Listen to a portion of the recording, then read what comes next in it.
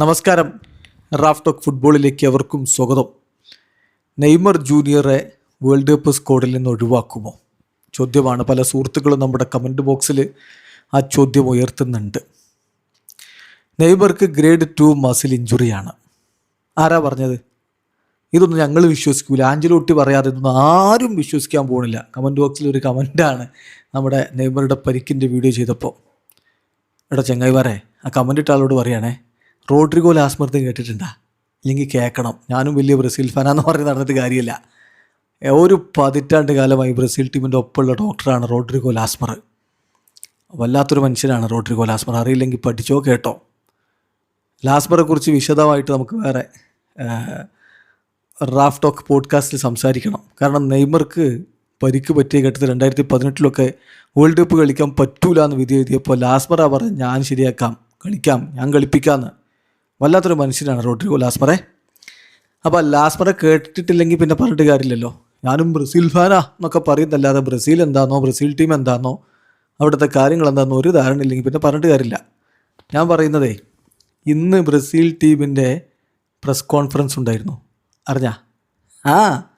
ഗ്രഞ്ചാക്കബാഡിയിൽ ബ്രസീലിൻ്റെ training ഇന്ന് 2ാമത്തെ ദിവസമാണ്.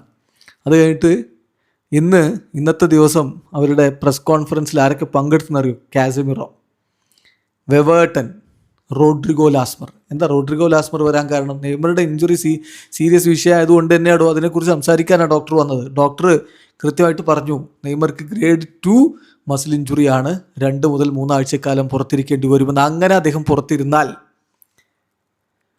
ഈ ഫ്രണ്ട്ലി മത്സരങ്ങൾ രണ്ടും നഷ്ടമാകുന്നു മാത്രമല്ല, വേൾഡ് കപ്പിലെ മൊറോക്കോക്കെതിരെയുള്ള മത്സരവും നഷ്ടമാവാനാണ് സാധ്യത. അപ്പോൾ ഈ ഒരു ഘട്ടത്തിൽ ഇങ്ങനെ പരിക്കുള്ളൊരു താരത്തെ നിലനിർത്തുമോ എന്നുള്ള ചോദ്യം സ്വാഭാവികമായിട്ടും ആരാധകർക്ക് ഉണ്ടാവും. അപ്പോൾ അതിനുള്ള മറുപടി നമ്മൾ ബ്രസീലിയൻ മാധ്യമങ്ങളുടെ റിപ്പോർട്ടിനെ നോക്കി. അല്ലാതെ ഇവിടെ ആരെങ്കിലും ഞാനും ബ്രസീൽ ഫാനാന്ന് പറഞ്ഞ് പടച്ചുവിടുന്ന ഊഹാപോഹങ്ങളല്ല. ബ്രസീലിൽ നിന്ന് വരുന്ന വാർത്തകൾ നോക്കണം. ഗ്ലോബോ കേട്ടിട്ടുണ്ടാ? ഇല്ലെങ്കിൽ കേട്ടോ. ബ്രസീലിലെ ഏറ്റവും വിശ്വാസ്യതയുള്ള മാധ്യമമാണ് ആ ഗ്ലോബോയുടെ റിപ്പോർട്ടാണ് ഞാൻ പറയാൻ പോകുന്നത്. പിന്നെ ESPN ബ്രസീൽ, TNT സ്പോർട്സ്, ഇങ്ങനെയുള്ള UOL, ഇങ്ങനെയൊക്കെയുള്ള മാധ്യമങ്ങൾ നോക്കി അതിനെക്കുറിച്ച് സംസാരിക്കാനേ പറ്റൂ. അല്ലാതെ ഇവിടെ ആരെങ്കിലും പടച്ചുവിടുന്ന ഊഹാപോഹങ്ങളുടെ പിന്നാലെ പോകാൻ പറ്റൂല. ഞങ്ങളുടെ നെയ്മർക്ക് പരിക്കുണ്ടെന്ന് തന്നോട് ആരാ പറഞ്ഞതെന്ന് ചോദിച്ചിട്ട് കാര്യമില്ല. ഇത് നെയ്മർ ഫാൻസ് ആവാം, പക്ഷേ അന്തം ഫാൻസ് ആവരുത്. അതാണ് ആ കാര്യത്തിൽ പറയാനുള്ളത്.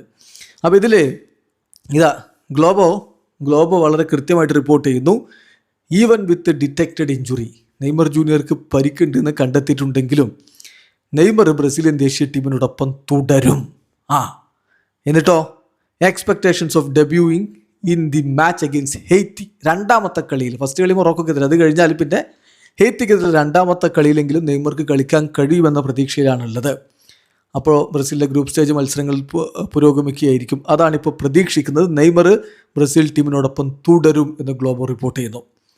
സമയം ESPN ബ്രസീൽ ഒരു കാര്യം കൂടി റിപ്പോർട്ട് ചെയ്യുന്നുണ്ട്.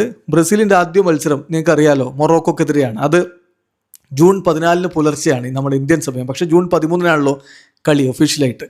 അതിന് ഒരു ദിവസം മുമ്പ് ജൂൺ 12 നെയ്മറുടെ കാര്യങ്ങൾ വിശദമായിട്ട് അസസ് ചെയ്യും. ആ സമയത്ത് നെയ്മർ ഫിറ്റാണെങ്കിൽ ബ്രസീൽ ടീമിനോടൊപ്പം തുടരും. ആ സമയത്ത് അദ്ദേഹം ഫിറ്റ് അല്ലെങ്കിൽ if he is not 100% he will be cut out എന്നാണ്. അദ്ദേഹത്തെ ഒഴിവാക്കും. അതായത് ജൂൺ 12 നെയ്മറുടെ ശാരീരിക സ്ഥിതി എന്താണെന്ന് പരിശോധിക്കും.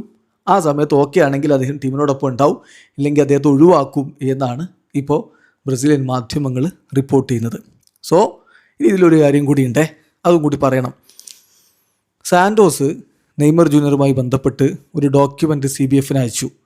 അദ്ദേഹത്തിൻ്റെ പരിക്കിൻ്റെ കാര്യം ചോദിച്ച് CBF അങ്ങോട്ടേക്ക് ആരാഞ്ഞപ്പോൾ പരിക്കൊന്നുമില്ല, ചെറിയ ഇട മാത്രമേ ഉള്ളൂ, ചെറിയ വീക്കം മാത്രമേ ഉള്ളൂ, പ്രശ്നമൊന്നുമില്ല എന്ന് അയച്ചത്. പക്ഷേ അതല്ല യാഥാർത്ഥ്യമെന്ന് CBF ഇപ്പോൾ ഈ ഒരു ടെസ്റ്റ് നടത്തിയപ്പോഴാണ് മനസ്സിലാക്കിയത്. അപ്പോൾ സാൻഡോസ് CBFനെ പറ്റിച്ചോ എന്നുള്ള ചോദ്യം ഇപ്പോൾ ഇവിടെ വരുന്നുണ്ട്. അത് വലിയ വിശദമായ വിവാദമായിട്ട് ബ്രസീലിൽ മാറിയിട്ടുണ്ട്. കാരണം ബ്രസീൽ ദേശീയ ടീമിൻ്റെ വേൾഡ് കപ്പിലുള്ള പ്രിപ്പറേഷൻ പോലും ഇത്തരത്തിൽ കുളമാക്കുന്ന പരിപാടിയാണ് ചെയ്തത് ക്ലബ്ബ് എന്നുള്ളൊരു പ്രശ്നം വരുന്നുണ്ട്. അപ്പോൾ അതുകൊണ്ട് തന്നെ സാൻഡോസ് ഈ വിഷയത്തിൽ വിശദമായിട്ടൊരു സ്റ്റേറ്റ്മെൻറ്റ് അധികം വൈകാതെ ഇറക്കിയേക്കുമെന്ന റിപ്പോർട്ട് വരുന്നുണ്ട്. അപ്പോൾ കാര്യങ്ങൾ നമ്മൾ വിചാരിക്കുന്ന പോലെ എല്ലാം നടത്താം. വീഡിയോ അവസാനിക്കുന്ന ഫുട്ബോൾ ലോകത്തെ കൂടുതൽ വിശേഷങ്ങളുമായി റാഫ് ടോക്സിൽ എത്താം.